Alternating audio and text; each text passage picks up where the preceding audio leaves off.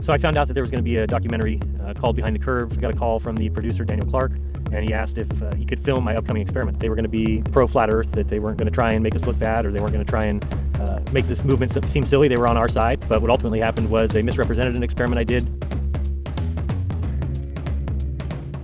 Fiber optic gyro experiments that we were doing, Daniel Clark was very interested in how they were going and what they were dealing with, and so I told him it measured a 15 degree per hour rotation. He automatically assumed that I meant that it meant a 15 degree per hour rotation of the globe. It absolutely was not Earth rotation. We sent it to him. He chose not to use it, and he chose to portray us as if we had detected rotation of the Earth. He betrayed my partner, Jaron.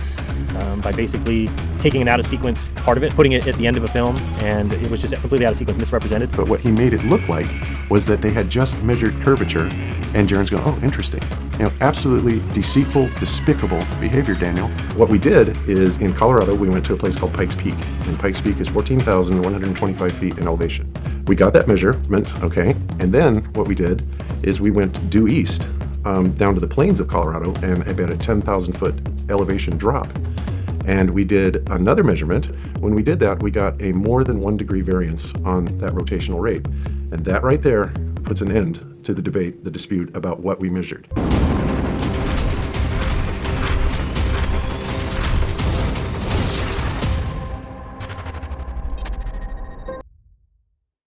Stephen Hawking faked this observation. How do we know? When I show you. You cannot make a claim that it was accidental. You can't make a claim that they didn't know. The only possible thing that could have happened here is deliberate fraud. Catch me again. The only possibility is deliberate fraud by PBS, by Stephen Hawking, by all three of these jokers, by the cameraman, by the editing team, by the helicopter pilot. They're all in on it because it's the only possibility for what we're about to see. Now watch the fakery here. 6 miles, the lake has fallen 4 times slower than before. What about the telescope height? What is going on? Yeah, what is going on here? Freaking liars. The green line shows the path of the laser, Oh, does it? and the blue from the telescope. And the gold line shows how the data points form the beginning of the curve. So that means this lake isn't flat. No, it's not even close. Not even close, no. It's crazy. This is from the official film. This is not edited or anything. You'll notice these are 2 different timestamps because this is 2 different portions of the film. One of them claims to be showing the helicopter going down. One of them portrays the helicopter going up. But we've got a problem. How would it be that the water is identical in both scenes? Ladies and gentlemen, it can mean nothing else than they have used chroma keying, they have used layering, somehow to fake a helicopter behind this body of water. This is not an editing mistake. This is nothing but all-out fraud. Look at the water. The helicopter here is about to descend below the horizon. How is it possible that we're looking at the same water, yet there's a helicopter in this scene, but not in this scene? It means that it's faked, not accidental. And the helicopter here is about to crest the horizon and enter our line of sight. The waves of the lake in both scenes are identical, and the helicopter is not. The waves are identical. There is no arguing that. Go ahead and debate me that this was not faked by Stephen Hawking. And genius. The same bird flies the same path in both scenes. We've got a bird here, Scenes are trick photography. helicopter here, no here. Recordings. They're not real.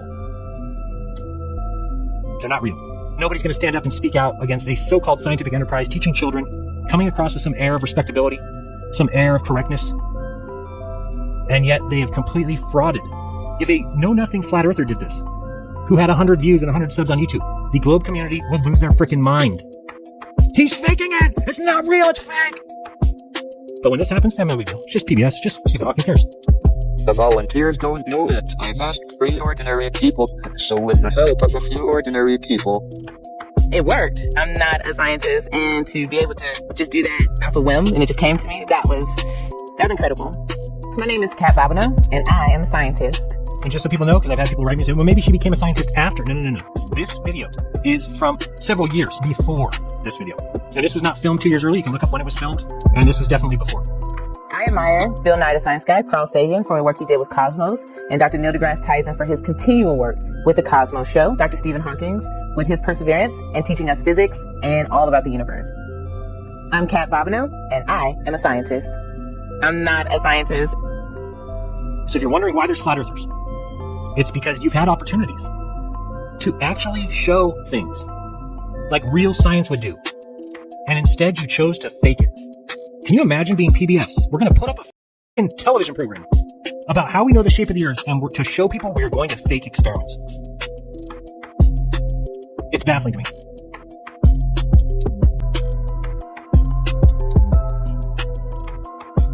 So let me talk about behind the curve. So what I never considered at any time is that they would be able to take out a piece of the observations that we made that evening and be able to twist it in a way that would, instead of showing the truth that really our experiment failed in a few different ways, that instead it worked and showed the curvature of the earth. I mean, I was never for a moment even concerned about that possibility, because it's a blatant lie. And, how convenient for Daniel and Caroline that now that the movie is done, and now that they have blatantly lied about my experiment, that all of a sudden they have to go back on their word and not allow me to have the other footage. So what I was getting at before is when I spoke to them after that final experiment, I said, hey, can I get some footage? Because if people remember, I did a couple lead-up videos to the fact that we were going to do this observation, told my subscribers, told my channel about it. Then we went out and did the observation, and then I went back and asked them, hey, can I have some of that footage so that I can show people the observations that we made and that we were out at the canal and this and that? And they said, oh, you know what, we're really sorry, but until we sell the movie, we don't know who we're going to sell it to. And until we sell the movie, we can't give out any of the footage. I said, well, how long is that going to take? And they said, we don't know. It could be 6 months, could be a year. Well, this is what happened. The next thing that I hear is when they finally, sell the movie. I think I heard that it was going to come out on iTunes or whatever. Then I contacted them and said, hey, can I get that footage now? It's a year later, and you guys told me I could have it. And they said, oh, we're so sorry. The contractual obligations that are part of the selling of the movie say that we can't give out any of the other footage. So at this point, now I'm upset.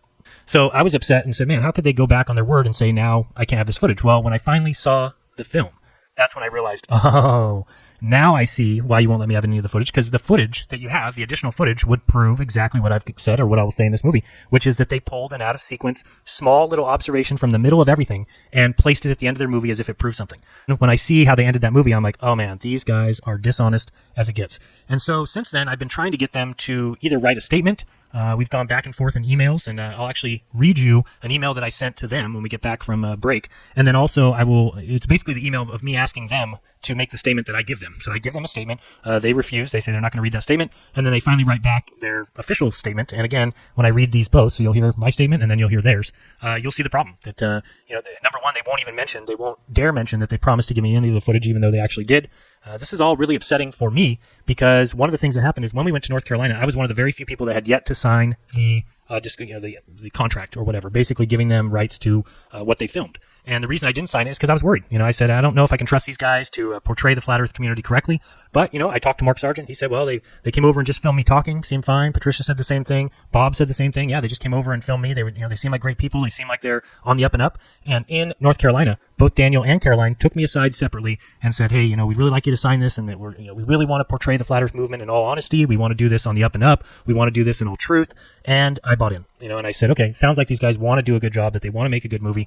And, I want to contribute. So I signed it, and the rest is history. What was really scary is, when I realized that even if I did a successful test or a successful observation and we showed something incredible, that they could have done the exact same thing. So that's the worst part about it, is I was beating myself up for a year saying, man, if I just would have made sure that we touched on, we dotted all our I's and crossed our T's, and that, we went out there before and actually made sure the observation was the way we expected it to be, that they would come out and film that. But now I realized that even if that was the case, they still could have taken any part that they wanted, me saying, interesting, and put that at the end of the movie as if it proved anything. Now I have a whole new perspective, and I learned from my mistakes, and I should have had somebody there filming every second that they were filming me, and I will do that in the future. So if in the future, if I get asked again, hey, will you do this or will you do that? I'm going to make sure that I have the whole thing filmed. But we know that National Geographic and these film producers will never show the Monterey Bay mirror observation, or any of the other observations that we do. But it's sad. We're making observations daily that are impossible on a globe. So of course, this is one of the biggest lies there is, and we're never going to be taken seriously. And I think that's, this is why it's so upsetting that this divides the community. Is I've seen so many people, even in the flat earth community, saying, oh, Globebusters is shills and Jaren's a shill, and they got paid for being in this documentary. Just a whole bunch of nonsense, and it makes you guys look bad because it's completely untrue. Flat earth is never going to be taken seriously because it is the ultimate deception. We've all been taught from the tiniest of ages that, flat earth is ridiculous. In commercials, you see the boat going over the edge. We were all taught about, people thought it was flat because they thought that if you just kept sailing that way that you'd fall off the edge. And then good old Columbus came along and said, well, maybe it's a globe. And they went, sailing, and then they came back and people realized that it was a globe. It's just such nonsense. Anyway, the only thing that they can do is ridicule us and make fun of flat Earth and misrepresent any observation and keep showing Neil deGrasse making an ass of himself, keep showing Bill Nye saying the same things over and over again, and all these websites that come out with the top 10 reasons that you know flat Earth is false, and they keep going back to these same observations that we've now debunked, like boats going over the curve and things that just aren't true. The ring laser gyro and similar Sagnac effect light instruments are by far some of the best evidence for a flat and stationary Earth. Most people you have heard on the subject do not understand the results of the Sagnac light instruments, which many blind people even believe that these experiments prove the heliocentric globe model. This couldn't be further from the truth, and is probably the reason that the mainstream science has never made a big deal about these experiments in order to prove their models. It has been known since the early 1900s with the Michelson-Morley and Michelson-Gale experiments, and then later the Sagnac experiments with the laser gyros, that we can pick up roughly a rotation of 15 degrees per hour between the movement of light and one's position on the Earth. This does not prove, however, that the Earth is moving. All it proves is that light moves at 15 degrees per hour relative to our position on Earth. There was always great debate as to whether a medium existed of which light travelled through, which limited the speed of light, of which this medium was called the ether.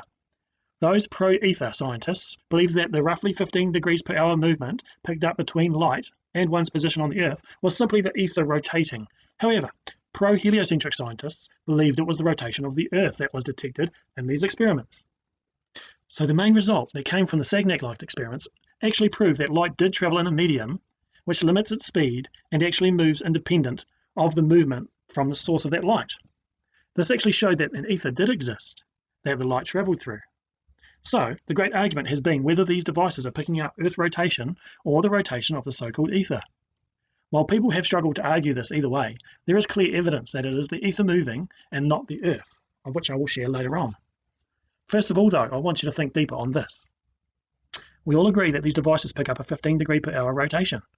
This rotation could only be of either the ether or of the Earth. But there is a more pressing problem that these tests detected.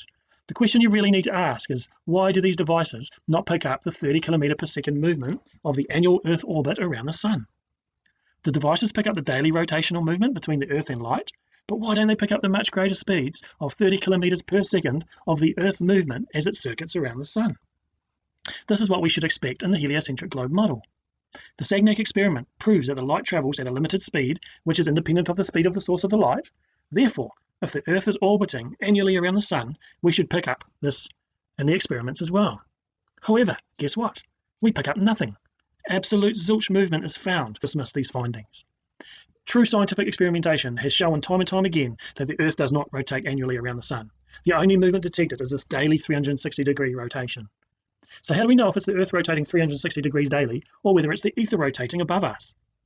Other than the obvious fact that we don't feel any Earth rotation, the best and most conclusive experiment ever undertaken to understand this was in 1871, and it was called Airy's failure. George Airy set up telescopes and faced them towards a star, so that the light of the star would travel directly down the centre of the telescope to be seen at the bottom of the telescope. Now, telescopes need to be tilted slightly as the light travels on an angle due to either this moving Earth or the moving ether.